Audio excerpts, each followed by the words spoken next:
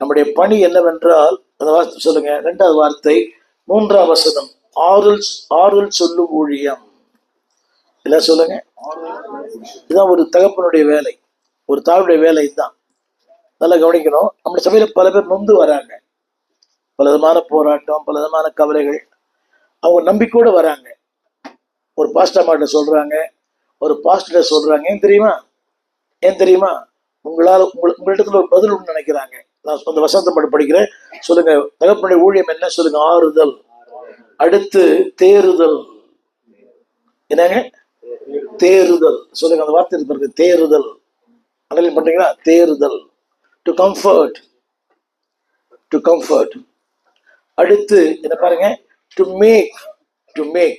ஆக்குவார். எல்லாம் சொல்லுங்க, ஆக்குவார். ஹலோ, நம்மகிட்ட வரவங்க எல்லாம் வளர்ந்தவங்க இல்லை, படிச்சவங்க இல்லை, பண்பட்டவங்க இல்லை, ரொம்ப நாகரிகம் உள்ளவங்க இல்லை.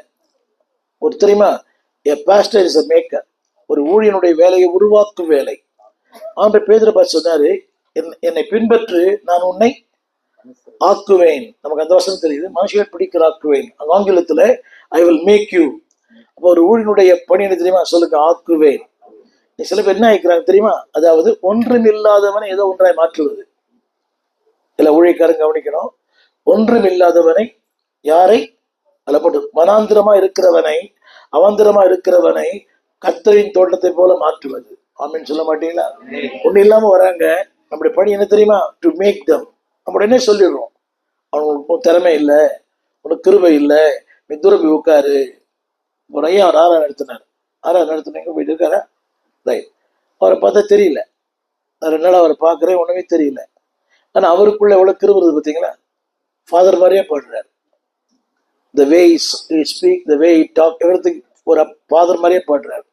இப்போ கவனிங்க, நம்முடைய ஊழியம் என்ன தெரியுமா? நல்லா கவனிங்க. ஒரு ஊழியக்காரனுடைய வேலை என்ன தெரியுமா? தகப்பனுடைய வேலை இனம் கண்டு கொண்டு அவனை பயன்படுத்துவது. Identify the talents. இந்த நிறைய ஊழியக்காரனுக்கு அந்த கிருபை இல்லை. மனம் கொடுத்தா அவனை மேடையில் ஏற்றுறோம். இல்லைங்க, தகப்பன் என்கிறவன் அவனுக்குள்ள இருக்கிற கிருபைகளை கண்டு கொள்ளுகிறவன். இந்த வார்த்தையை பாருங்க, வனாந்திரம் இருக்குதுங்களா? வனாந்திரம் எதை போல மாத்துறாங்களாம்?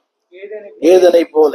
அவாந்திர வெளி, அதுதான் ஒரு ஊழியக்காரனுடைய வேலை. பிளீஸ், நம்மகிட்ட வரவன் அது யார் வேணா இருக்கலாம். ஒரு சின்ன கேள்வி, உங்ககிட்ட வந்தவங்க எத்தனை பேர் வளர்ந்து இருக்கிறாங்க, எத்தனை பேர் தேங்கி போயிருக்கிறாங்க? பணத்தை கொடுப்பதெல்லாம் நான் புல்பிட்ல ஏற்றக்கூடாது. திரும்ப சொல்லுகிறேன், identify the talents what he has. அவனுக்குள்ள என்ன கிருபை இருக்குதுன்னு அதை கண்டுபிடிங்க. அவன் சபைக்கு போனேன், 70 போனேன். அந்த பாஸ்டர் என்னை பார்த்த உடனே சொன்னாரு, தம்பி நீ பெரிய ஊழியக்காரன்.